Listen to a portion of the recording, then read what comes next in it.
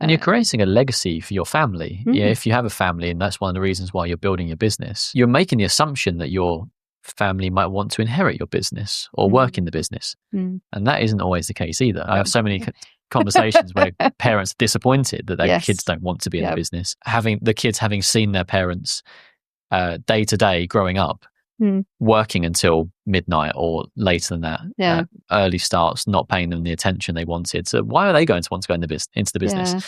But then if you want to create a real legacy for your family, then finding a way to build that outside of the business is going to be one of the most effective ways to do it.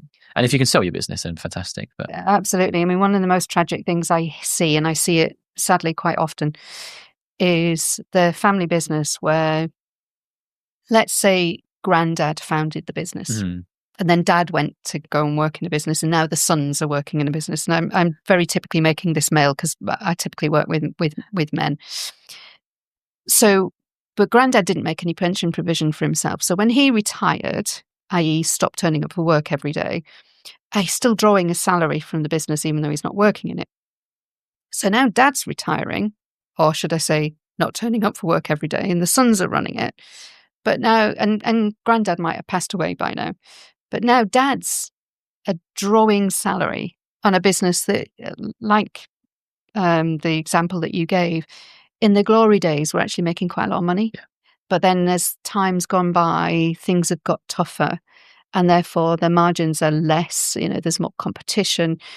So now you've got sons, let's say 2 sons, who are both working in the business, trying to draw the same salary as dad has or equivalent wealth. Well, they're still paying dad because granddad didn't actually make any pension provision because everything was in the business, and he didn't sell the business. He gave the business to his son, and that just got taken over. And now dad has got no mechanism of getting the money for the business out because his sons are both working in it, and he's drawing a salary which is crippling the business from any growth investment as the margins get less and less. And then you wonder why less than 4% of family businesses actually get to the 4th generation. Yeah. Because if they'd made pension provisions or any financial security provisions outside of the business, and we're talking about typically really tiny amounts of money that really change the dial. Yeah. And I use this word all the time, but compound over time. People don't understand, I don't think, the concept of compounding and how influential that can be if done over a long period of time. Yeah. So starting with smaller amounts early is way better than trying to, at the end, play catch up. Yeah. I've got a quick question for you because you mentioned that you work mostly with men. Is it that there are less female business owners? What's your sort of observations and take on it? Well, I'm really old. So, my next birthday, which isn't that far away, is the big 60, and I've been doing this for nearly 40 years. So there are many more women coming into businesses today. They're still fewer. And I tend to work with engineers, technologists, mainly because I've got a lot of male traits myself. One of those is being extremely direct, and so typically because of the industries that I work with, there are very few females in those, and most of the men that I work with, it's very personality driven. So if you can't take my directness, we're probably not going to work very well together. It is funny because I've had female clients and I've loved working with them because they really strike the balance between I'm not going to be a slave to on average. They're not going to be a slave to their business because they've got other things that are important to them, but equally they know how to work well in as a team. And so I would love to work with more women. It's just there tends to be fewer of them in the industries where you are mostly advising. And also I think there is probably a bit of a skew in terms of there are more younger female entrepreneurs than older female entrepreneurs. Which, I mean, that's just traditions, right? It's what does your ideal client or typical client actually look like? So taking the male bit aside, most of them have been running the business for more than 10 years.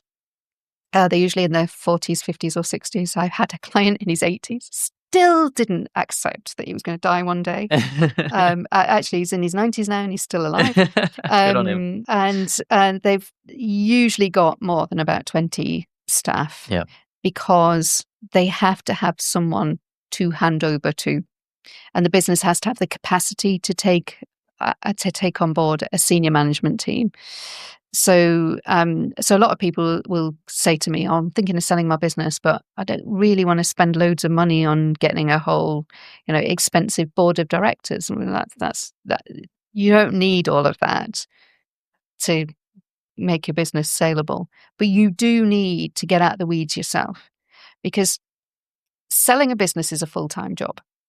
And if you've already got a full-time job, then 3 things are going to happen. The business sale process is going to distract you from the day-to-day. And then the day-to-day is going to distract you from the business sale process. So the sale process is going to falter.